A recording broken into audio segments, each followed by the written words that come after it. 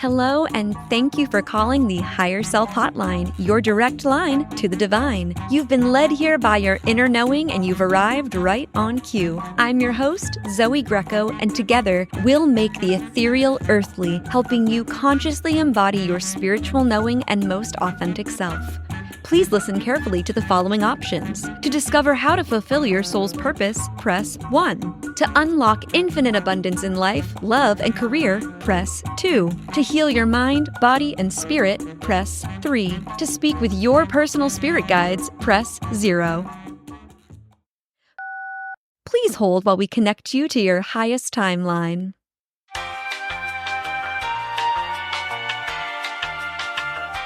Hello, Divine Darlings, and welcome back to the Higher Self Hotline. I'm your host, Zoe Greco. Thank you so much for joining me today. And the universe has conspired in your favor to bring you forward for this conversation, to bring your attention to this moment and this space, because today we are joined by a very special guest. This is someone of whom I am a new fan, but I would also call myself a true fan. This is someone whose work was recently introduced to me by Christina on our team. Christina, shout out, you're incredible, Christina Creative. And I have to say that, I have truly fallen in love with today's guest. So before I get too mushy-gushy, let me go ahead and let you know a little bit about our special guest today. We are joined by Kat Lantigua, and she is an award-winning first-generation Dominican American author, community architect, and free knowledge advocate.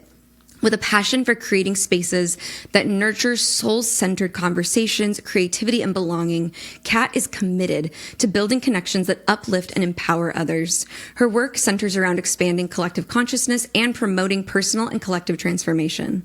She's the author of Build It and They Will Come, a guide to architecting intentional community, and the host of Chats with Kat podcast. In 2025, she founded the Awake Book Club, a leftist book club dedicated to reading decolonized history books and engaging in futurist perspectives. In the same year, she also launched the Creative Sprint, a creative incubator where artists and changemakers come together to bring life to the ideas that will shape the new world. And if that doesn't already give you absolute goosebumps and get you so stoked for this conversation, keep listening because you're about to get your world rocked. Kat, welcome to the show and thank you for being here. Thank you for having me. I am so excited, and I cannot imagine a better day to be recording this, given that you are in Aries. Today's a new moon in Aries. This week, all these planets are in Aries. And I just feel like, the planets have conspired for us to make our way here. So thank you for opening up the space to invite me to further engage with your beautiful mind. And I'm just excited to surrender and see what comes of this. Okay, I feel like this has been happening as the podcast has kind of continued to mature, and that's a word I'm using really intentionally. The quality, the caliber, the intentionality, the energetics of the people and the guests and the experts that we've been bringing on is just so expanded. And I feel like you are such a prime example of this. And I know that there's a million pieces of your work. I want to talk about your book club, Creative Sprint. I mean, I have so many things. I want to talk about your personal journey. There's so many pieces of this conversation that I really want to dive into. And I'd really like to begin with the idea of community. So first of all, there are a couple different angles around community that I really want to discuss. First being, we're in this era of people kind of using this term around in order to have a village, you need to be a villager. In order to have community, you need to be a community member. And the cost of that being convenience, the idea that showing up for others is an inconvenient thing to do in a world where we all feel like our capacity and our bandwidth is being consistently and constantly diminished. But, we also talk a lot about the people wanting community, but finding themselves defaulting to what is familiar, even if it's not the community that they desire, defaulting into isolation because we don't know how to form connection in this world right now. So I'm curious if you can speak to the consequences of staying in patterns of isolation, and if you can speak to sort of this larger message that we're receiving right now that community is inconvenient. Yeah, a packed question. There are so many different ways that we can then navigate this particular question because, we're filming this in April 2026. I think a lot of people are realizing that we are coming to a head in terms of like understanding that systems don't necessarily have our best interest in mind. And this is something that I wrote about in the book when I'm just like, alluding to Octavia Butler's work, or I'm talking about the fact that like we are the ones that are going to save each other.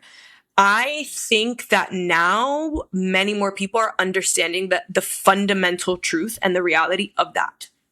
So I think moving forward, there's going to be more of an intensity around the word community, because when we think about how we're going to feed ourselves, when we think about childcare, when we think about how our children are going to be educated, when we think about caretaking, all of these actual real components of what it means to be a human being are going to be answered and facilitated not necessarily by looking at government or the powers that be or systems to solve that for us, but how the people around us are actually going to show up and how we are going to show up for those people as we sit with gas prices going up and all of these different arrangements that people are going to have to sit with soon regarding the sustainability of how they are navigating their lives.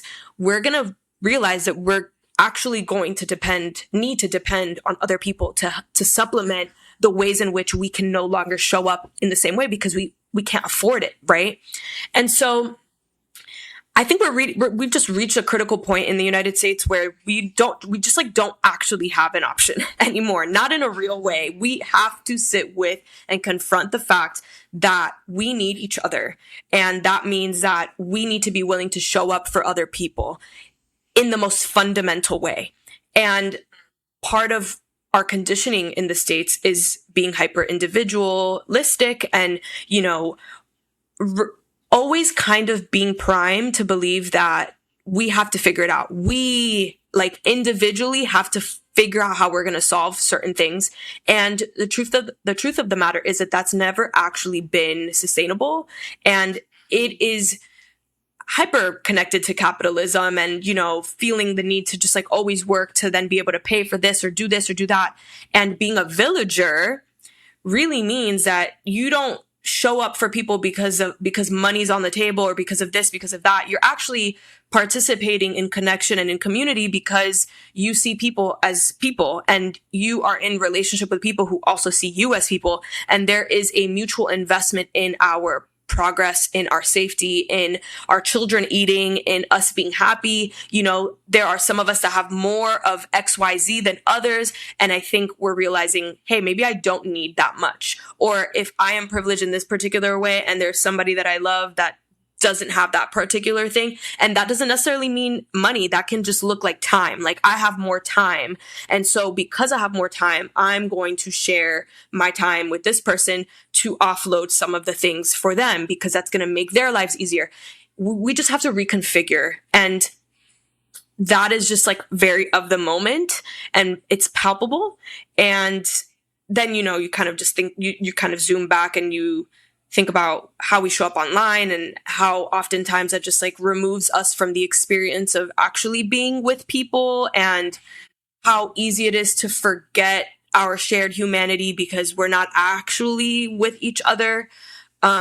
And I think that there's also now a movement kind of happening where people are really getting tired of the internet because it is so overwhelming. Please excuse my mom's rogue chihuahua in the background. You might hear her.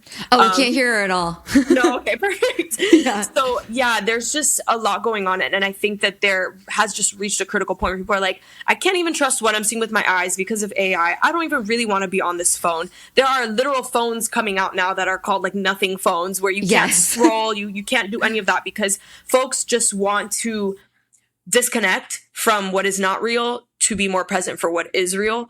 And so that is just an interesting phenomenon that I'm noticing. And it is a response to this chronic online overwhelm.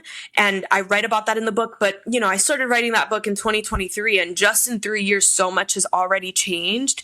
And so I'm noticing that what I felt like many people were not observing, which was like, we need to get off these damn phones. We need to remember that we are the same and we need to be mutually invested in each other. All of that. That is a more present conversation today. And it gives me hope. And I also acknowledge and I am aware of the fact that the reason that a lot of these conversations are coming up is because we are reaching collectively such a critical, stressful point in reality where we all kind of are acknowledging that this can just no longer persist. And a lot of people are suffering. And so I wish it didn't get to this point where we have to kind of sit with all of this and observe so much cruelty and pain and suffering. But if that means that we are going to have a collective shift, then so be it. And let's think about how we want to be showing up next. You know, we really are, I think, like connected mind to mind, because as you were sharing, I was prompted to ask you about social media and the impact of technology on community, because in some ways we have a deeper window into the lives of others than we've ever had before. We have more tools at our disposal for connection and for communication with people everywhere, but it has really decentralized community. It's taken community and sort of cast this hugely wide net that's taken us away from the immediate surroundings, the people in our actual physical lived world. And there's obviously like a pro and con to all of that. And the fact that it was already coming up for you, like I wanted to talk about capitalism's influence. I wanted to talk about social media's influence. And it just goes to show that like, these are the questions that want to be asked. And these are the factors that contribute that are unavoidable. Like it's inevitable that the conversation leads to these places, because that is what is creating both opportunity and divide at the same time. And I'm really interested to have this conversation with you specifically, because I feel like the tools that you're creating are in many ways quite analog, or like leading people back to an analog relationship to themselves or the people around them. Like it's, yes, people are putting books out into this world, but like books are kind of, I feel like getting a resurgence. I feel like books are kind of, they're coming back. Yeah. I saw this, it feels unrelated, but this is related. I saw this TikTok of a teacher who was like, my students were passing notes in class. Do you know the last time? Yes. And she was like, about the book. They were talking about the book. Yes. Yes. And she was like, it's a win. I don't care. Are they cheating? Who gives a shit? Like, I'm just happy that they're talking about literature on paper. And so, you know, it's interesting that the conversation like automatically sort of brings us back to that place. But you yourself, I feel like, are creating analog tools, and you're also teaching people how to take action in their immediate world. So I'm curious if that's an intentional choice for you, and then how you sort of mitigate that and find a balance while also trying to use the available megaphones that we have of social media to, you know, to continue to build a position as a thought leader, to continue to build a platform. There's obviously, you know, a lot of nuance in that. And I'm curious how you personally hold the dichotomy of those things. So it's really interesting that you named that, because I've never actually spoken about the fact that that is what I'm trying to do. I think that one of the ways that I communicate best is by not always letting people know the mechanism behind my decision making. I have found that sometimes when I'm not trying to speak in code, but when I don't just say the thing and make it obvious, people can sometimes receive it better, even though I know why I'm saying it in a certain way. Because now that I'm like understanding the internet in a different way, now that I am more open and confident about sharing controversial information, I understand how people receive the information. Even though I'm getting to the same point, how I address it and how I bring them in makes a complete difference. And so, yes, actually, I really don't want to be online as much, but I also understand that that's where I'm going to find the people. But part of my decision in moving back to the United States was realizing that there was a contradiction in the fact that I was living abroad and I wrote this book about community and I'm trying to talk about all of these things, and then I'm not actually here, and I'm not actually like in the shits with everybody. You know what I mean? Ooh, and yeah. that was something I had to consider. And I'm not judging anybody. Everybody's path is different. There are a lot of folks that I have met that live abroad that are like, no, I'm not going to live in the United States. I'm not going back. And it's their prerogative. I'm not going to judge them. But given my particular mission in this life, that actually is out of alignment with what I am trying to bring forth. I have to be here. I have to be in physical spaces. I have to be in the complicated society and know what it feels like to be struggling or finding the solutions. I have to know what it feels like to be out of alignment with certain policies or certain aspects of what it means to be here, like, you know, specifically in Miami and in Florida, right? Like Florida is almost like diametrically opposed to everything that I stand for. And also, if everyone is leaving and if there aren't any people who are trying to shift this energy, then the very thing that we don't want to persist doesn't have any kind of resistance. And so I know that I have to be here, at least for now, because I have to prove to myself and also to others what it means to be off the phone and be in space together. And I also understand that there's a lot of magic that happens there. And something that I'm sitting with this time around is being like, okay, well, like, where's my political home?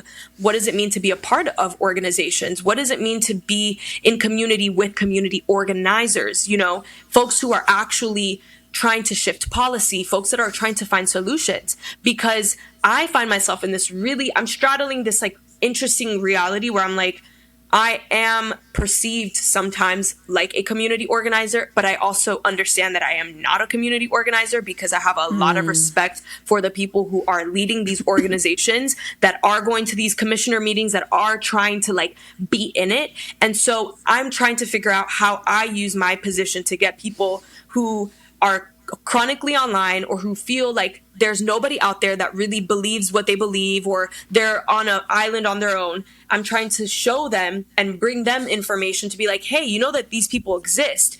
All of these folks actually are here. Come meet us here. And then have the organizers and the folks who can really lead them in a more tangible, practical way to have the opportunity to speak to them one-to-one, face-to-face. And so that has looked like my book club coming into physical space, and it has been mostly online for the past year. Now that I'm leading these book clubs in Miami specifically, I am aware of who's going to be in those rooms. There are people who are organizers for organizations here in Miami that just need the people to show up, and then they can do the rest. And so that's where I come in, because I'm like, I can bring them in with cool things, with the book, with the free bookmarks, with like, we're going to have all this amazing food, and you're going to look cool because you're reading. But actually, when you get here, something else is going to happen, but you have no idea until you get there. And so that is kind of the dichotomy, and the energy that I'm playing with is trying to figure out how to make the internet work for me and for others, while also trying to get them off their phones as quickly as possible. There's so many things about what you just said that I feel like are so important. First of all, choosing to be in integrity, because what I'm hearing from you is you're not identifying as a community organizer, but you're identifying as a community advocate, a person who advocates for community and also builds bridges. So you see people who are seeking community, you see community organizers and organizations that exist, and try to kind of act as a bridge and say, hey, here's where this work is being done. Here's where these people are. And here's the legs, you know, for the organizers and for the communities. Hey, here are the people, here are the participants, here are the lives that can actually come into these spaces and fill them and occupy them. But I love the idea that you really had this coming to terms, this reckoning with the idea that like, you can't just advocate, you have to put action into your advocacy. Your advocacy has to include your own lived action. And it also is really interesting to me because all the things we're talking about, I'm realizing as you're talking about it, like, wow, it is first of all, probably a thankless job, a very like selfless act, but also it's a job that feels like it's almost like a snowball that's always in motion, because technology is changing rapidly, constantly, consistently. Even just like the exploration of AI, right? In the last, even just 3 years, I feel like the accessibility the tools at our disposal has changed wildly and rapidly. It's got to be, I imagine, something that's hard to stay on top of or hard to stay ahead of. It's like you're constantly having to try and assess and mitigate and navigate the way that you can, not just want to, but like can show up, and what tools and resources are available to you to use in that work of advocating, and sort of like, the way I think about it is like community matchmaking almost. It's like, here's people and here's a place, and how do I bring these two things into unity? And the idea that like that is a landscape that's constantly changing beneath you as you're trying. It's almost like you're on a hiking trail, but the world is rotating underneath you, and you're like, whoa, okay, like how do I walk in a straight line when I'm feeling the rotation of the earth? And I'm curious if, you're finding that there are particular avenues that you're honing in on that are at least somewhat consistent. So when I ask this question, I'm thinking particularly of some of the content that I've seen you talk about in terms of remaining literate. Like some of my favorite bits of your content are when you're reading to us. And I'm like, whoa, yes, like these are texts that I wouldn't usually engage in. And I feel like you're bringing, like, I'm not in your book club physically, right? But I feel like I'm participating in a part of it because technology does allow you to do that. So there's kind of this, like, obviously fine line that we've been discussing, but I've been seeing you talk a lot about not disconnecting from literacy or academia or, decolonized history, because technically in America, I think anyone listening, whether you're in the States or not, is well aware that our education system is not just under attack, but it's already been dismantled. It's already been compromised. It's already been attacked. The attack is ongoing, but some of the most egregious bombs have already been dropped. And so I'm curious, if in the work that you're doing, you've honed in on literacy and academia for a specific reason, if you're finding that to be sort of the area of focus for you, for any particular reason. Well, I mean, I think it kind of has started with my own personal journey, because I have contemplated on whether or not I want to get my master's or my PhD, because I actually really enjoy school, but I have been at odds with academia and institutions, because so much of what I would be engaging in is actually tethered to an approach to learning and and a way of communicating information that doesn't feel holistic or comprehensive. And it just feels so Western. Like, the more I learn about myself and and the people I come from and my lineage, I'm like, I come from people who have just not been a part of the conversation. And I want to learn in a way that it encompasses the perspectives of the global South, of people who typically have not been part of history, like recorded history. And so that is why I have been at odds, because I'm like, I actually want to figure out what it looks like to develop my own curriculum and to learn from thought leaders, from revolutionaries, from people who have dedicated themselves to prioritizing the stories and the approaches and the viewpoints that I just don't think I would necessarily be able to access fundamentally in institutions that I would be applying to go to. Like, I even think about, I majored in international relations, and some of the most transformative classes that I had were led by professors that Ron DeSantis has already kicked out.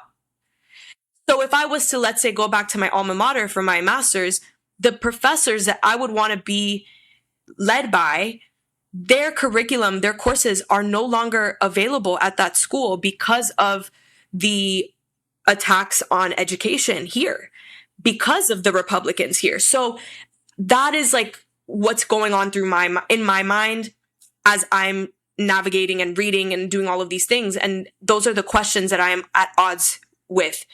At some point, I was like, I don't need an institution to tell me that I can continue to learn. I don't need an institution to give me a degree to tell me I'm smart. This is a lifelong commitment, because I am a curious human and I want to learn as much as I can while I'm here. And I know that the more I learn, the more impactful I can be when I'm walking through the world. And also as somebody who loves to travel and who does not want to be, typecasted as that American that doesn't know, I also am like, no, I want to walk through the world as somebody that is able to hold multitudes. And that is just something that I take a lot of pride in. And so then when I realized that people actually were interested in reading with me, because essentially that's how it kind of began to unfold on TikTok, I was like, wait, so there are people who also want to do this outside of an academic sense. And then for whatever reason, how I'm articulating this, it's resonating with you. And what really struck me is that it was resonating with everyday person. There were people who were engaging with my videos that maybe never even got a chance to go to college. Or there were even people who were saying that they have learning disabilities and the way that they wouldn't necessarily be able to sit with the text. But because of how I'm sharing it, they're able to sit with the video and then they learn. There was this one time where I read a comment where this woman was like, hey, my coworkers and I at lunch, we go into the break room and we watch your videos together. And I'm like, this is crazy, because now I actually am doing the thing where I feel like I'm speaking to people who are typically not prioritized in education, or people assume that they're not curious, or even worse, that they're not smart enough to understand what these books are saying. And I can be that middleman. Again, I find myself in this position where I can be in two worlds and be like, hey, okay, I can sit here and I can look up the words because I can understand the complexity of this thing, but like, it actually doesn't have to be so hard. What this person is actually saying is just XYZ. And then these people over here get the information because that's ultimately the goal, right? It's just get them the information. And academia, what it tends to do is that it overcomplicates things and it keeps people out because all of these words and all of these like theories and complicated things are expressed to keep people out of certain conversations. And those people are the ones that should be at the center of those conversations. And so, yeah, I don't know if that answers your question. No, it did. It does. How I approach it. So my relationship to education is very interesting. I went to private boarding school in Connecticut, and it was absolutely expected that I would apply to Ivy Leagues, that I would go to college. And I actually have very loving, supportive, easygoing parents. It was more of like the environment that I was in. So I ended up going to a liberal arts school. I studied gender and Asian culture. I studied abroad in Thailand, observing sex workers, not at work, but like in their lived life. And I did a lot of work, academic research in feminism and exported standards like Western standards and all of these things. Meanwhile, my husband attended 1 year of college and then decided that wasn't for him. No one even told him he had to. He just decided to try it and he was like, fuck this. And, he's one of the most successful people that I know. Now, why do I bring this up? I bring this up to say that education is not, academia particularly, is not for everyone, of interest to everyone, or accessible to everyone. And I feel like what you're talking about, being this translator of academic text, I mean, even as a gender studies major, I was reading some of these, this feminist academic literature and getting lost myself. Like, I agree with you that like academia is pedantic for the sake of being pedantic. It is complicated for the sake of, I think, exclusion. Like, it feels very exclusionary. And there's this larger issue here, which you're speaking to, which is that history is recorded through the lens of whiteness. It is recorded through the lens of not just whiteness, but white supremacy, through the lens of like colonialism and like pro-imperialism and pro-capitalism. So it's all so incredibly diluted to the point of total inaccuracy, and it's told from one side and one perspective. So the idea that you're speaking to, which is bringing marginalized people and people with histories of suppression and oppression into the conversation to be a part of it and to bring their voices and their lived experience and their spoken history, and trying to like centralize the lived experience of those people in the conversation is one of the most important things that you can do. And it does not have to take place inside a classroom. It does not have to cost you $54,000 a year. It does not have to come at such a cost. And the truth is, education, information, social historical literacy in the hands of the people is the most potent weapon we can yield and that we have at our disposal. And so what I'm really hearing you talk about is you're not just helping people understand like, hey, yes, here's how we can translate this text into a way that is more consumable, palatable, and potentially interesting. Like, frankly, I would way rather hear you tell me about it than read the book myself, right? Like, because of the way that you're communicating it. But, also this idea of like putting the tools in the hands of the people, galvanizing people to want to care, to want to understand the history from, a centralized position of truth versus through this like whitewashed delivery. And so I'm curious if the book club is something that you, obviously, I know that you created it in response to this, but how are you navigating the physicality, like the localization of book club and the desire to continue to spread this message worldwide? Like, how are you navigating that? And it sounds like I feel like I'm getting some of that, but I want to know a little bit more from you. Well, the book club, the idea for this book club came to me like 2 years before I actually publicly did it or announced it.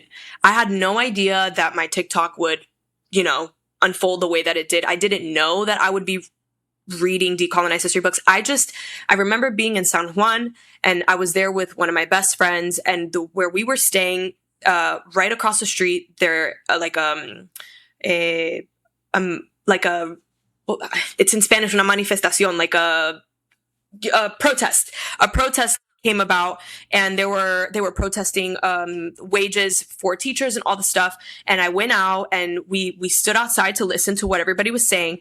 And this word came to me like despierta, like awake, mm-hmm. And I was like, I just feel como like I'm awake. And so I remember just jotting some notes down in my phone, and I wrote about this idea of like trying to get people to be awake. And then it just sat there. And then I started reading the books online, but it was under my name. It was just me talking to people. And at some point I was like, this is not about me. Like, I know that I'm the person, I'm the face of this book club or whatever. But very quickly I was like, like this, I actually have a bigger mission here. My hope is to eventually get people to believe in themselves and in their voice so that they can just start a chapter in their own city. Like, it's not my show. It is not, I'm literally a teaching assistant. That is how I address myself. Like, these are our professors, because again, it's like the people's university, like this person, this historian, whatever, already wrote the book. We're going to go to school together, and I'm going to be the teaching assistant, which means that I'm going to help you better understand the text. But like, I didn't write the book, and I'm learning with you. And so if there are other people that feel encouraged to gather, I want them to know that this book club is theirs. That's why my name is not in the book club name, because it's much bigger than me. And so my actual vision is for this book club to have different chapters all over the world, wherever the books are available. And I also, anytime I'm able to find like a free PDF of a book, there are a lot of archives and a lot of organizations that I don't know exactly what the copyright situation is, but they get the rights to be able to share the PDFs freely. And so I try to share the books however I can, because I want this to be accessible. And that is something that I'm sitting with in terms of the mechanics of that. Like, logistically, what does it look like for me to open up an opportunity for leaders to say, I'm going to open this chapter up in this city, how are they going to go about finding a bookstore or a location to actually host it, because I cannot do it all, right? And so I need to figure out how to architect this intentional community, but beyond my location. I need to figure out what the formula is, how I can help train people to facilitate and also allow people to feel like it's their own thing, because regionally the conversations might also look very different because of the particular population. So there are a lot of aspects to this that I'm like, I don't exactly have the answer, but ultimately this is supposed to do its own thing. And I'm just here to continue getting people or to continue galvanizing and inspiring people to be curious enough to go buy the book or to go spend time sitting with this information, whether that looks like them actually reading it or engaging with my videos. But even the videos, like, I actually want to find other people to eventually do this. Like, I don't want to always be translating. There are people who can also do this. So I want to eventually be able to pay people to do this kind of work, because, you know, there's a whole other conversation around like not making money off of this, but it being something that's very important. And so if people are not paying for university, can they pay $5 a month to support people who are doing this? I think the answer is yes. But this is like a new model that people have to understand is worth investing in. And that is something that I'm sitting with now. It's a literal investment in your community, right? Like you can't do the work you're doing if there's not some energetic compensation, if there's not something that, and you know, we haven't dismantled capitalism yet. Like, we're working on it. So like, you do still need to receive some form of money to live, eat, breathe, exist. And the idea that the work can't be lucrative to the organizer or the performer, I think, is a solution we haven't reached yet. So maybe one day there'll be some sort of other exchange. But at the moment, I think the work that you're doing is extremely valuable. And I do think that a monetary compensation or exchange is an aligned offer, and it's going to cost you way less than it would to get a degree. So I think it's an investment well worth making. You know, speaking of books, I would really love to discuss Build It and They Will Come. So can you tell us a little bit about what birthed this idea for you and some of what listeners might expect from reading the book, what their takeaways might be, or what you specifically might have hoped that their takeaways would be? Without spoiling it, of course, everyone is about to go order a copy, I'm sure. But I would love if you could give us like a taste and an understanding of where did it come from within you, and what is the work that you feel that your book is here to do for us? It's a beautiful question. Thank you. So this book is part guide and part memoir. And the reason that it's part memoir is because I wrote the book thinking about past me and the kind of book that I wish that I would have had when I accidentally created a community out of my living room in New York, where I literally just felt compelled to open myself up to new connections, because I had reached a point while I was in New York where I was like, I am super lonely. And I talk about a specific incident that happened while I was trying to get on the train that literally transported me. Actually, I'll just say it. I was on the phone with my mom, and I was trying to get onto the A train in Bed-Stuy. As I was descending down, there was a man at the bottom of the steps that was not well.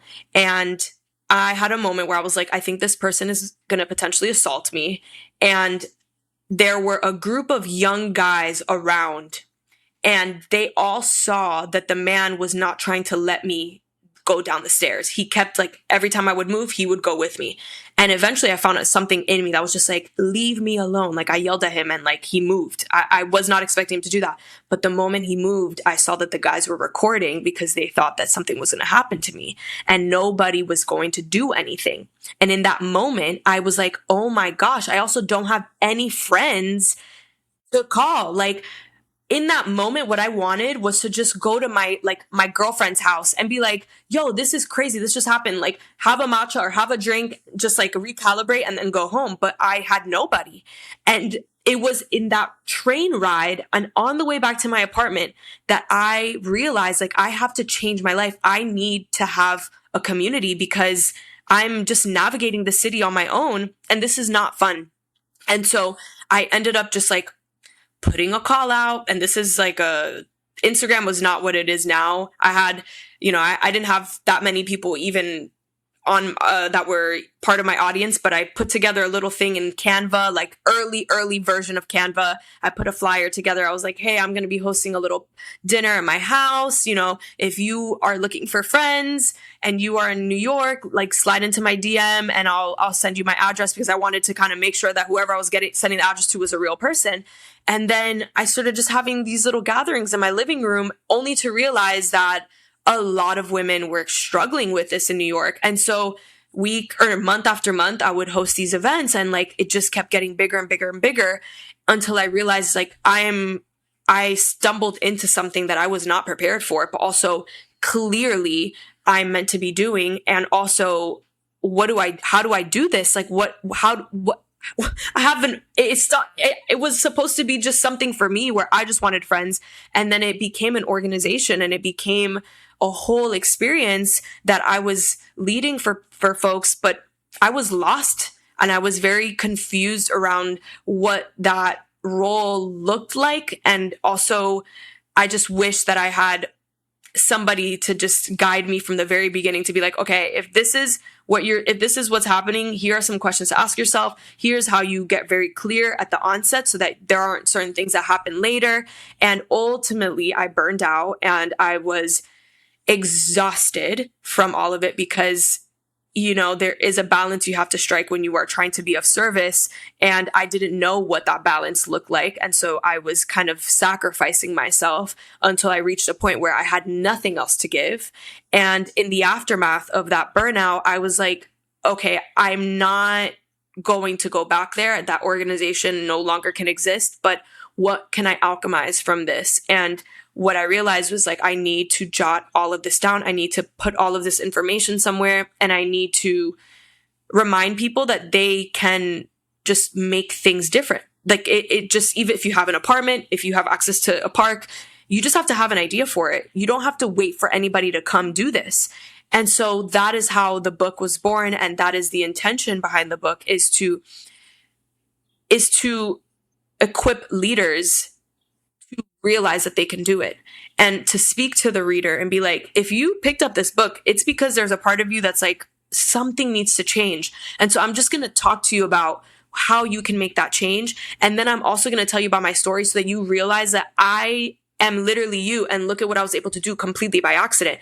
You have more tools because you have this book now that did not exist when I started this. And I'm hoping that because you have this book, you can prepare yourself for all of the things that can come out of you leaning into this idea and trusting yourself enough to understand that you really can make a difference in this world. And so that is the gist of Build It and They Will Come. You know, when you were speaking, I'm telling you, I swear to God, our brains are like connected by some sort of like rainbow thread. I feel it. Like I feel it in my head. I feel it in my heart, because everything that, and maybe this is just part of being psychic, I don't know, but every topic you're about to discuss, I'm like, I'm right there with you.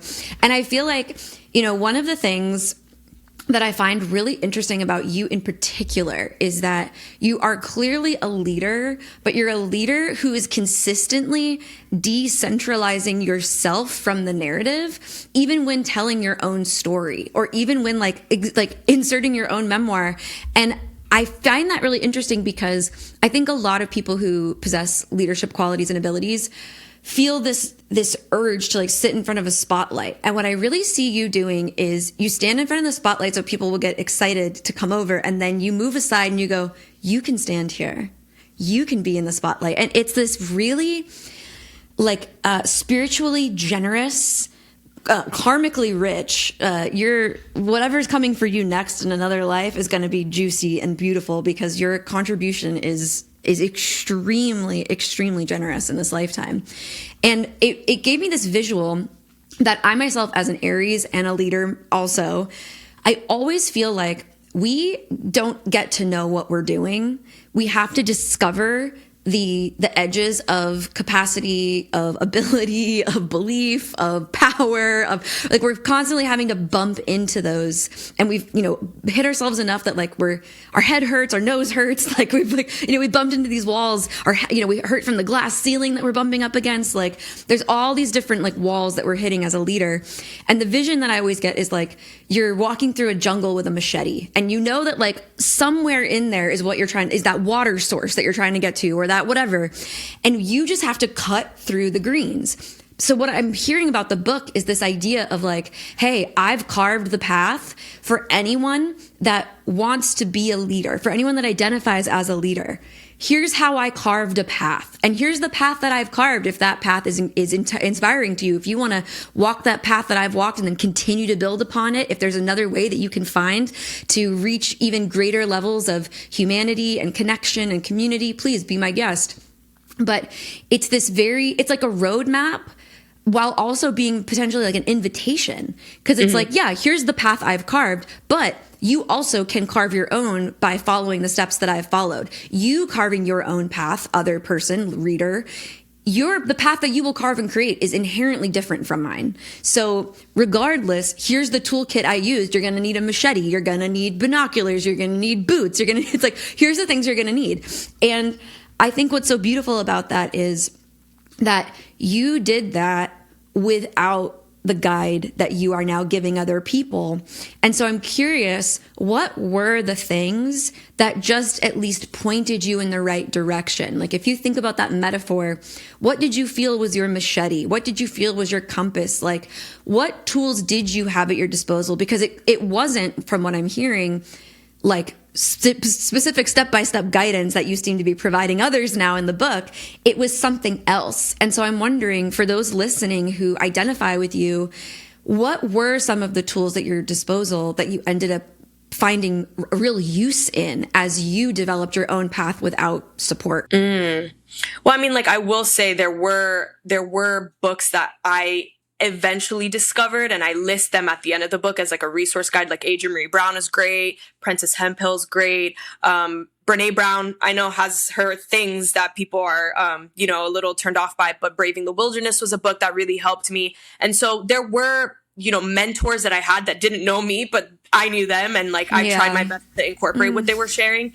But I at the time, I remember I was in therapy. Like I definitely had a person that I was talking to because I was struggling with my own insecurities around being a leader. And I genuinely, I don't know if I told you, but I'm an Aries moon and rising. And so there's I move through the world very impulsively sometimes, and I don't think about what I'm doing. It's just an impulse. And then I have to see what happens after. And then what happens after may be more magnified or intense than I'm actually prepared for, especially because when you are thinking about, leadership and like people actually looking to you and being like, okay, like, why did you make that decision or whatever? I can't always say why. I just felt it. And I just know that this is the best way for me at this time. And so there were times where I'd be like, oh my gosh, like people need an explanation, or this person was turned off by how I did this. Like, how do I sit with the fact that it's not just me and my individual journey? Like I gotta, whatever. And so my therapist was great. Journaling. I am an avid journaler. Like, I swear, as early as I can remember, I've been writing. I've always had a diary because I just have to get my thoughts out of my body and onto a piece of paper. Otherwise, I will combust.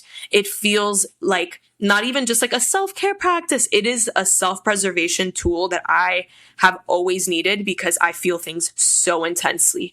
And so journaling, therapy, reading, those are really my go-tos. And then over time, I think I was also developing my own personal community of leaders that I was able to talk about things in a high level way that led me to feel less lonely in that, because like I created the organization because I was lonely and I wanted friends. But the irony is that I ended up feeling lonely in my own organization because I was now leading a thing for other people. And so then I needed my own community to talk about what that was like. Yes. And so it's just like constantly feeling like you need to be open to changing your environment and the kinds of inputs that you're getting, because you just outgrow things, spaces, thoughts, or patterns, ways of being. And so I think that also just knowing that I cannot be attached to any particular version of my life at any given moment is important, because you could be limiting yourself. And so I think that perspective was also one that I was forced. I didn't necessarily feel like I welcomed it, but I was forced to understand I needed to have. Otherwise, I was going to constantly feel overwhelmed. First of all, we have the same favorite toolkit. Journaling and therapy are like my number ones. Like, one of the things you talk about in your book is really understanding your why. And I feel like that comes very profoundly from the time we spend with ourselves. Like, you're not going to get the answer about your why from somebody else. You're not going to get it from the books you're reading. You're not going to get it from Brene Brown. You're not going to get it from bell hooks. You're not going to get it from, these people. What you might receive from those people is inspiration. You might be activated or galvanized around something, but really becoming aware of the fact that it is your why is something that you have to do inside of an echo chamber. And I think a journal and therapy are some of the most profound echo chambers that you've got available to you. I always say, maybe my therapist says 10 words every session, because I'm just like, blah, blah, blah. And the importance of having those spaces to hear yourself, especially if you are an external processor, is a very, very, very profound thing. So I love that those are the things that you leaned into until your resources shifted and changed. And also the idea that you brought up about outgrowing your influences and environment and the willingness that you have to adapt. I mean, we hear this so often that, the 5 closest people to you are the biggest influence on who you are as a person. And I think for me personally, for probably the last 10 years, I was constantly and consistently an expander to other people, because I was sitting in the same place and not elevating my own position into another space where I could receive more input, more support, more whatever. It was just like I was standing in one place and people were coming and passing through, getting whatever they needed from me. And I was an expander to others while not really having expanders to lean into or look to or be changed by. And it wasn't until by the way, I want to just mention for anyone listening, I did that out of an ego story that if I received help, then I wasn't worthy of helping others. If I needed help, if I needed to be told how to do something, or if I needed to be told how to grow or expand or be better, then I had no business helping other people. They should just skip right over me and go to the person helping me. But the truth is, I'm in a certain spot. I was in a certain spot, and people wanted to get there before they could go somewhere else. So there was value, right? In what I had to offer. But I felt like, oh, if I need help, then I'm not worthy of being listened to. And once I changed my mind around that, my whole entire world changed. So what you're saying is actually extremely potent. And it sounds so basic, right? It's like journal, have someone to talk to, spend time with people, invite them to your space, have actual IRL experiences with other human beings, and read some goddamn books, And people might think like, oh, that's so simple. It can't possibly work. But guess what? It's so simple that you're not even giving it a chance. Meanwhile, simplicity is the thing that is going to move you and change your reality. So I'm curious if that sort of area of trying to get people to explore, the edges of themselves, if that has been part of the inspiration for Creative Sprint, and if you can talk to us about that program, because to me, as a witness of your work, I can very, very clearly see the way that one thing gives way to the next, gives way to the next, gives way to the next. Like, there's clearly a journey. There's stepping stones that you give people.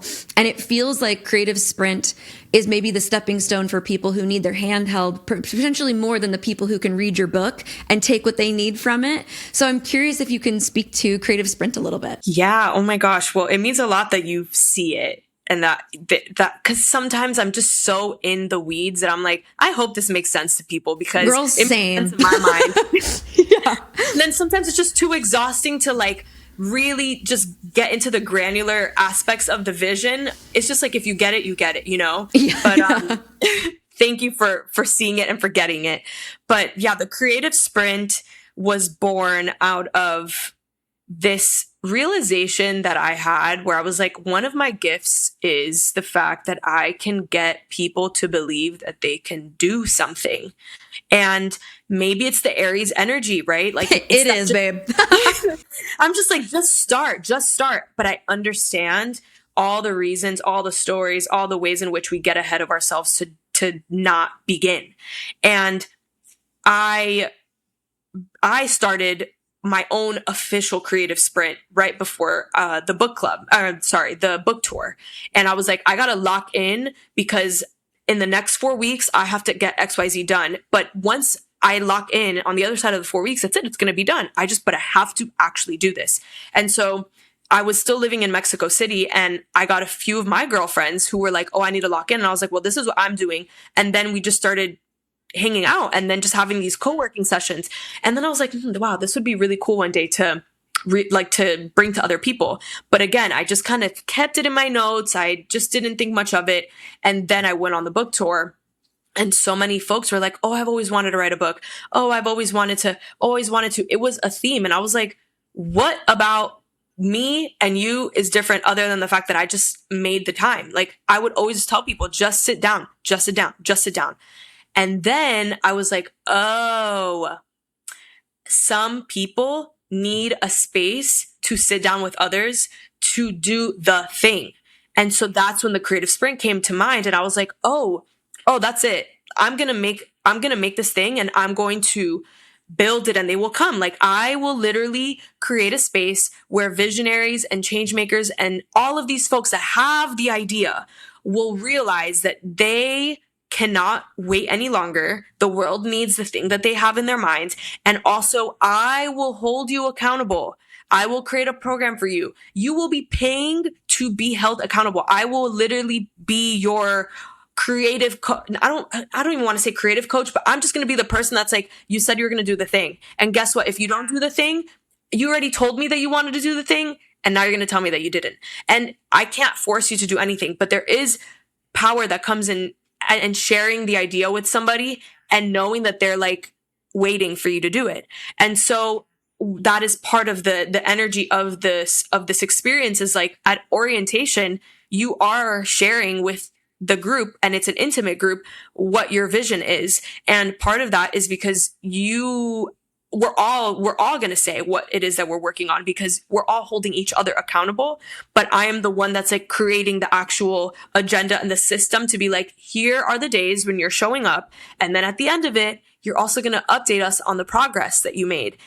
And there might be a chance where you didn't take yourself seriously enough, and you will have to come and say, I didn't make any progress. But that's you having to admit it to us and to yourself. And so again, you cannot force anybody to do anything. But my hope here is to be like, your vision is important. And selfishly, I am tired of living in a world that doesn't make sense. Like, you have the answers. I need you to lock in, because I need you to make this place better. We need to make this better. I'm so tired. That fucked me right up when you said that. That was insane. It's very selfish, honestly. No, you're so real for that. And I feel like, the thing that you and I were talking about this a little bit off camera before we started this conversation, about how we're just people. You, me, and Hello Kitty. We were talking about Hello Kitty off camera as well.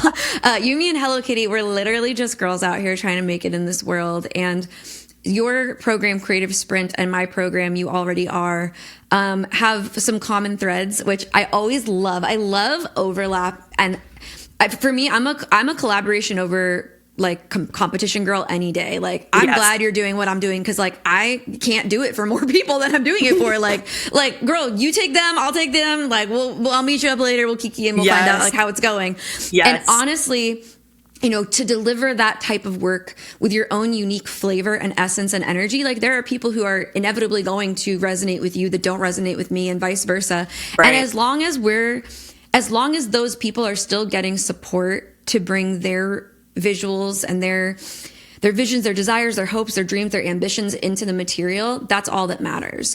But what you're speaking to is really, really important. And as a person who I had late diagnosis, ADD, like very, very late diagnosis, and then have chosen to live untreated, shall we say. So one of the things that I really benefit from is body doubling.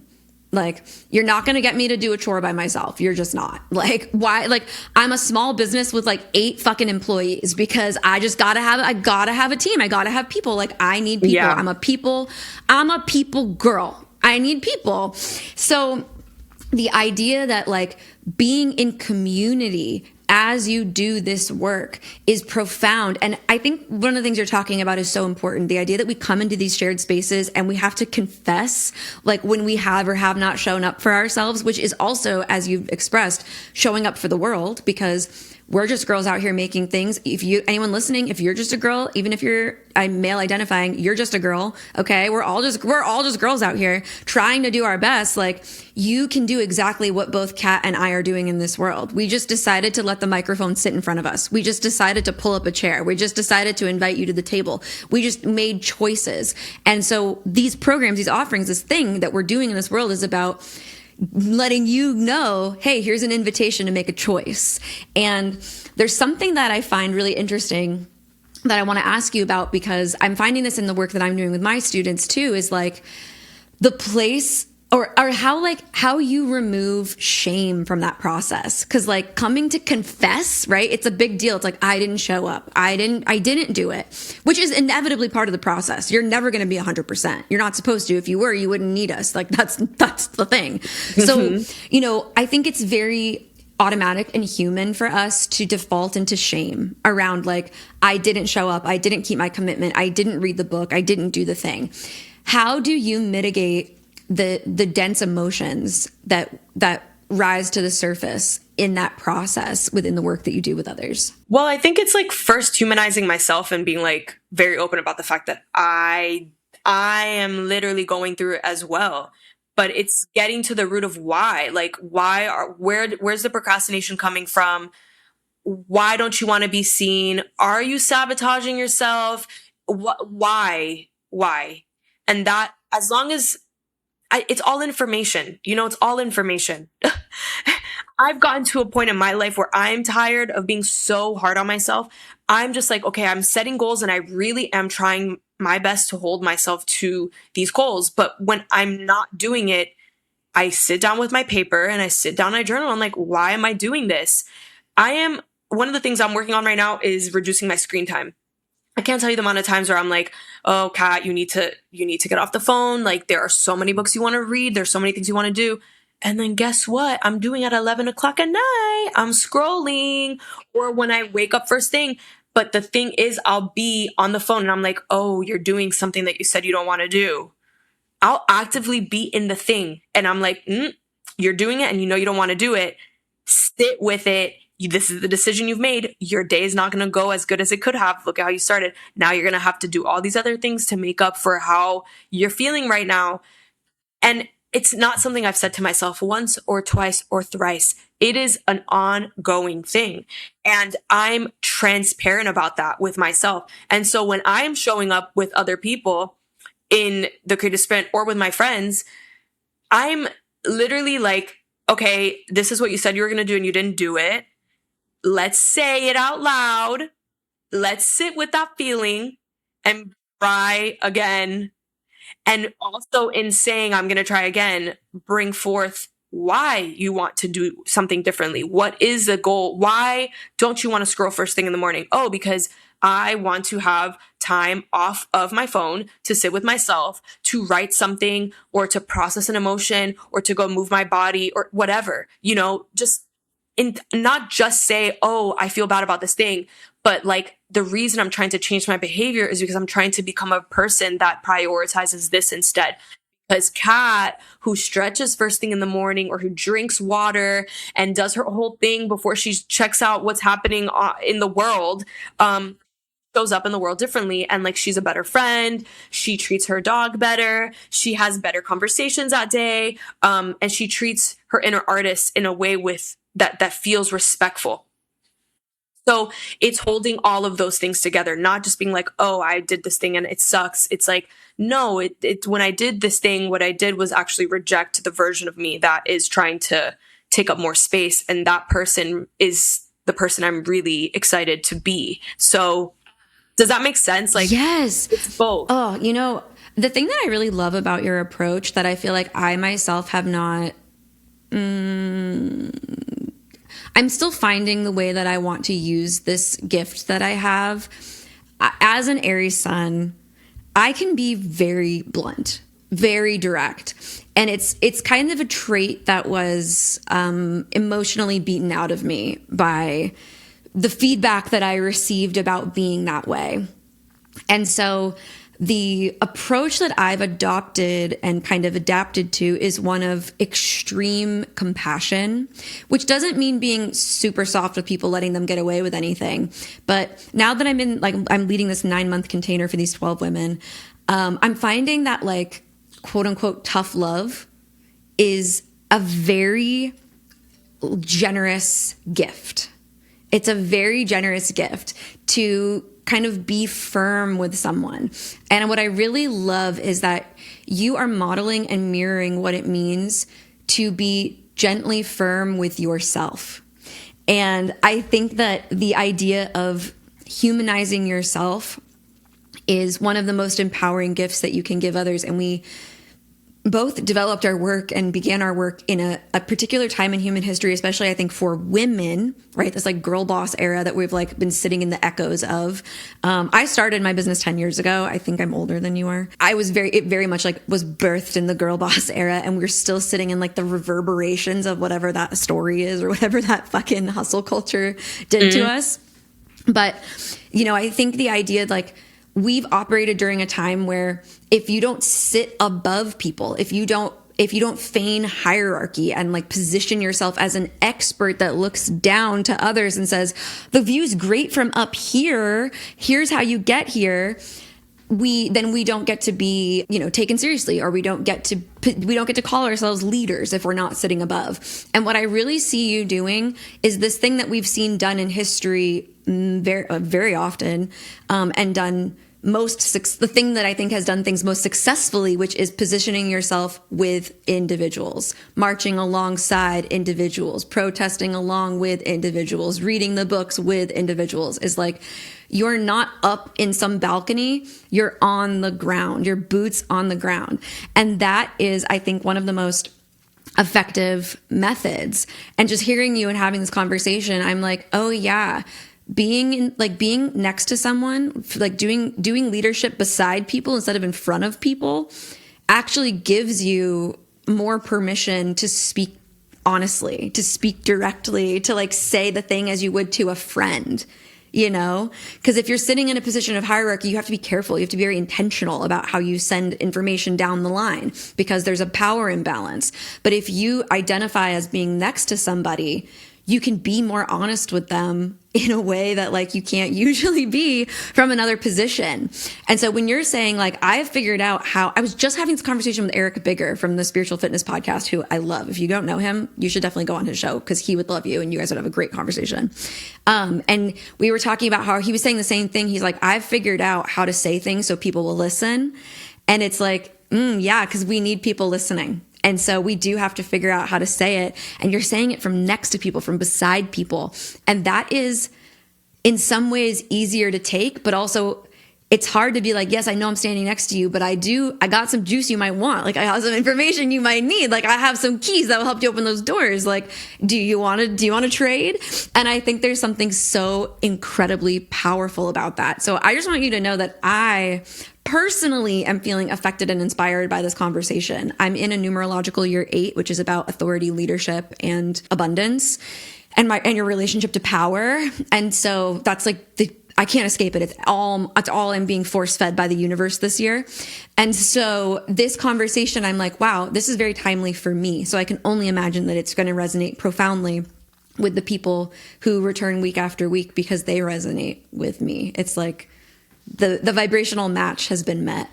I just love the spiritual nature of this all, you know, and that has been what in my season of of isolation because I moved to Mexico after a divorce and to write a book, and I turned 30 and I was on the other side of my Saturn return. And like, I think that's something that really has caught me off guard, is that I'm being asked to enter more of a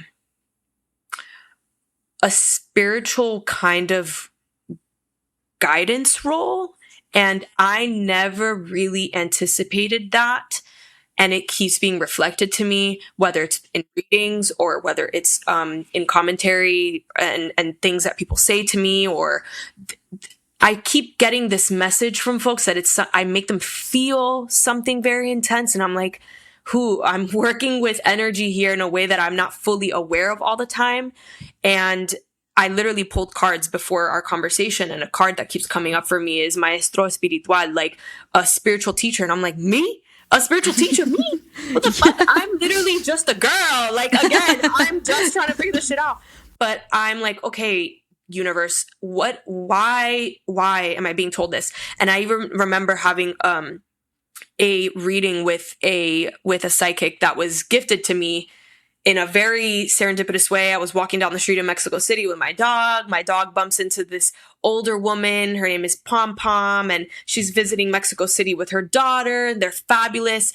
We end up having this little kiki on the side of outside of a cafe, and they're like, we have to go out to dinner with you. And my sister happened to be visiting at the time.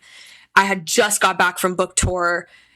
We go out to dinner, they buy champagne. They're like, what are you doing? Like, what's the next thing? And I was like, I have no idea. And they were like, you know what? We're going to gift you a session with our psychic. And I was like, oh, okay, like, great, whatever. I'm so down for the shit. I love all of this. Long story short, one of the things that the psychic tells me is that I am meant to help guide people in the midst of destruction and death. And to me, that was very confusing because I'm like, I'm not a death doula. I do not understand why this message would be given to me. And then part of that reading was also this person telling me, mind you, they had no idea what book I'd written or anything, that like anything that I do that is for the people will always have a green light from the universe. So as long as my work is related to the progress of people, I'm good. And so I was like, how do I hold this message of like, I'm supposed to help, or I'm supposed to guide people through destruction and death, and also I'm for the people, like I have to do things that are for the people, didn't really make much sense. And then as of late, as I'm seeing what's happening, as I continue to accept that we are very, very clearly exiting a world that we have been in, and that it is literally leading to the death and destruction of lives, of our planet, of paradigms, of who we thought we were going to be, of the world we thought we were going to inherit, of the safety nets, all of it. It's literally dying. And I'm here like, for whatever reason, I feel hopeful. How is it that I feel hopeful? Why do I feel hopeful? Look at how depressing the world is. And that is something I am sitting with constantly as an empath. Like, this is extremely overwhelming. But to the point of the creative sprint, to the point of the book, I have a lot of faith and hope in what resides in all of us. Like, the information is here. It's us getting to a point where we can believe in our potential to shape the world. And that is opposed, like in the context of the world that we have inherited, that is very top down, hierarchical. You have to go here. You have to have this pedigree. You have to have gone to this Ivy League, whatever. There is a centralization that is not sustainable and it's not real. And so what I'm sitting with is like, what does it mean to decentralize who gets to impact? Like, everybody matters. Everybody has a wisdom. Everybody has a say, but we have to believe it. And we have to unlearn that this narrative that if we don't come from a certain place or we don't have a certain whatever, that we can't say what we think. It's not true. And so now I'm beginning to understand what she was saying was like, I'm meant to guide people in their re-remembering of why they're here. And part of the journey has looked like me having to go through that work first and being very lost and being so confused and being so overwhelmed and not having anything but the machete, to your point, and being like, why? Like, I'm in this forest and I have no idea where the fuck I'm going, but I know I'm meant to be here because I tried walking down that other path and it was horrible. I hated it. And I know that it was not my path. And it was also, I was not even in a forest. I was like in this like concrete jungle that was so sterile and gray that it made me feel like I was not even alive. And so I'd rather be in this forest full of like snakes and all these things that I cannot even name, but at least like there's limitless possibilities here, and it's alive, it's lush, and I'm just going to have to figure it out, but at least like there's potential here. And so that, I guess, is what I'm trying to get people to sit with, is like, let's go where it's scary, but let's go where it's alive still, versus the thing that is very clearly not alive and is decaying, like actively decaying. Like, let's go, like, let's save ourselves by going to where we can come together to figure out what we want this forest to look like.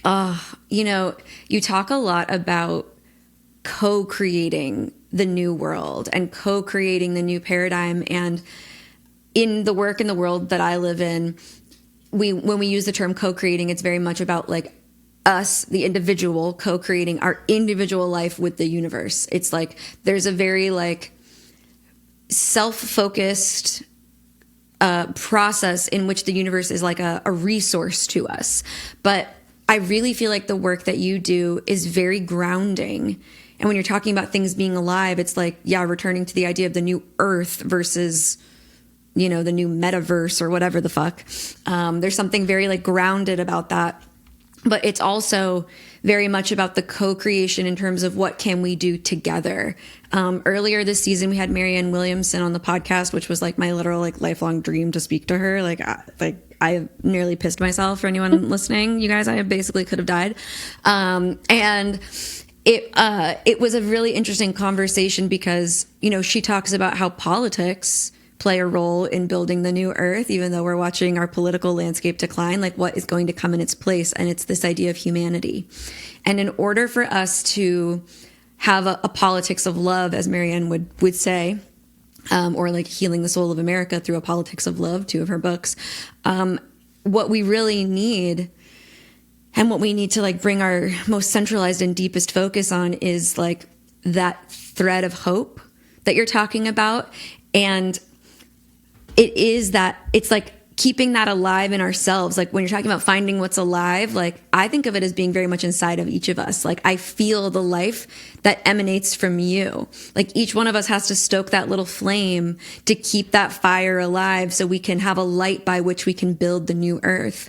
And everything that you're talking about in terms of finding hope in humanity, finding humanity in community, like this idea of like discovering where these things live within us and within each other is how we begin to construct something on the other side of what is crumbling. And I really love and admire and really resonate with the position that you've taken in that process, where you're kind of like, hey guys, hear me out. You can have something better than this, but you have to be a part of it. And you're not telling people what to do or who they need to be on the other side of it. You're just giving them permission to take up space in the creative process.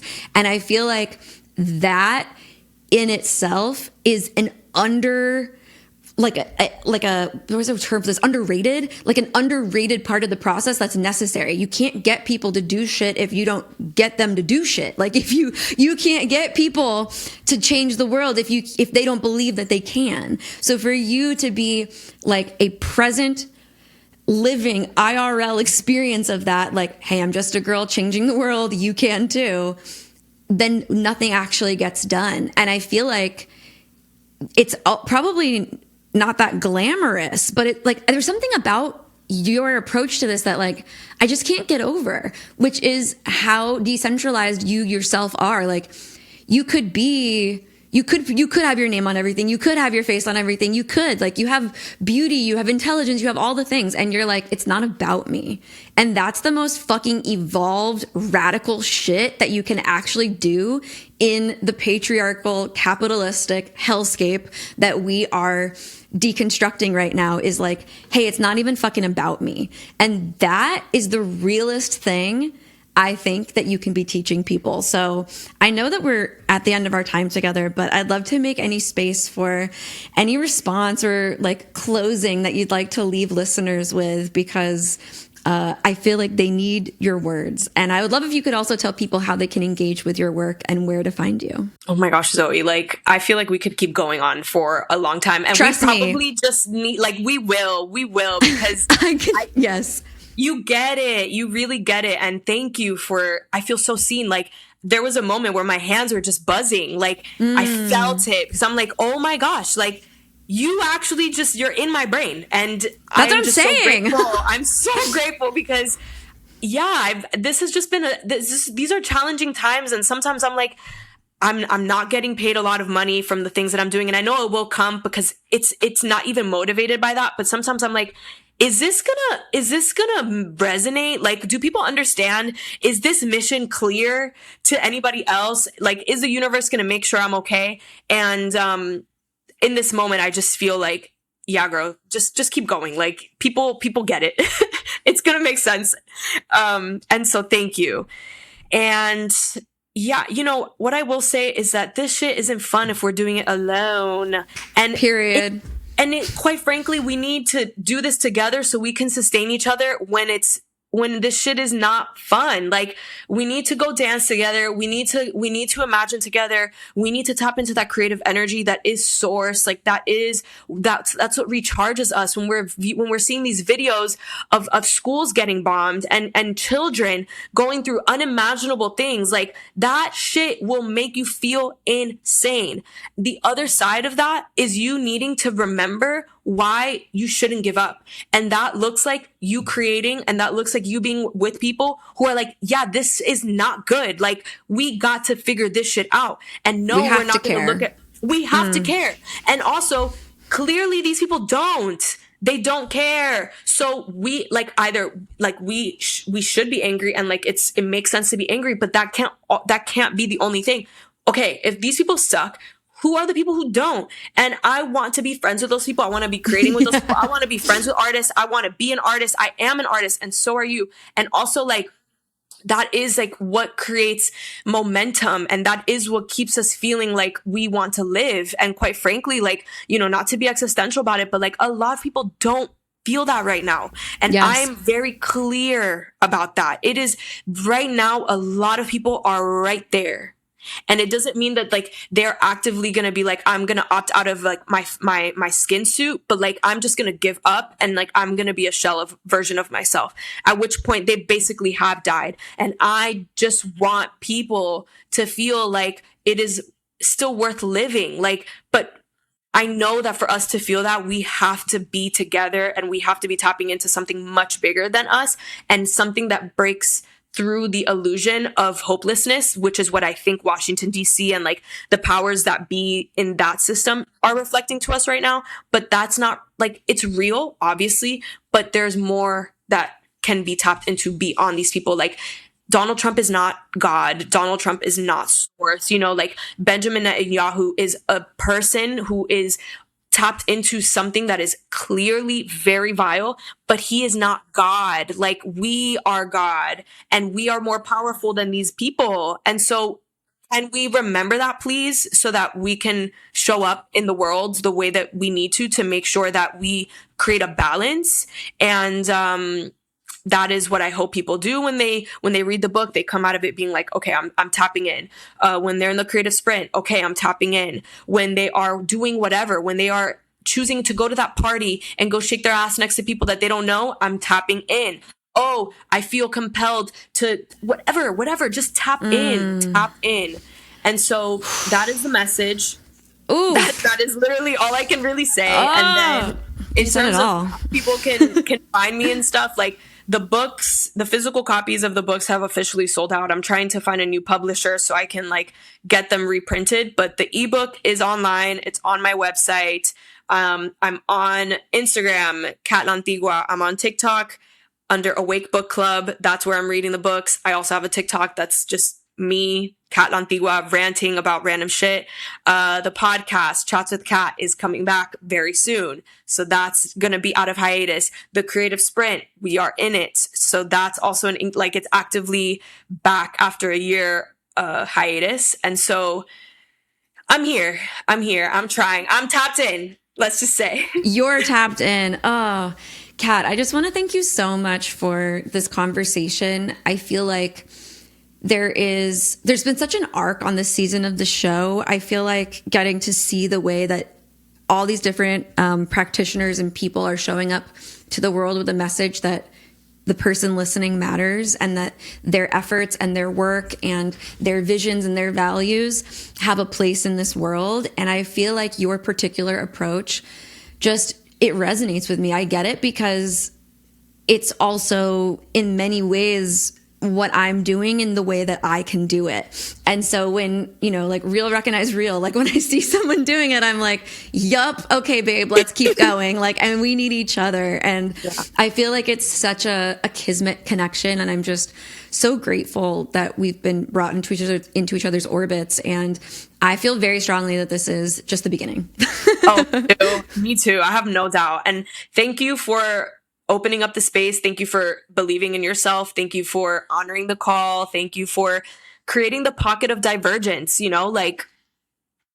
This wouldn't be possible if you didn't decide that this was going to be possible, before you even knew what was going to come. So thank you for opening this up for not only me, but for the folks that are listening. And yeah, I'm excited. I'm very excited. My heart is so full. Well, there you have it, blessed babes. Thank you so much for tuning in for another episode. And I would love if we could take a moment to send this week's subject, Kat Lantigua, some love, sweetness, and positivity as she continues to galvanize us, inspire us, direct us, support us, walk beside us, and lead us, all from her deepest place of a loving, hopeful heart. If you are interested in submitting a question for me to answer on the show, you guys know what to do. Go to zoegreco.com/hotline. Connect with me on all socials at @thezoegreco. And of course, I want to conclude by reminding you that you are important. You matter, and you are perfect exactly as you are. I love you. Your spirit guides love you. Lantigua loves you, and the universe loves you. So until next time, keep answering the call of your higher self. Bye, friends.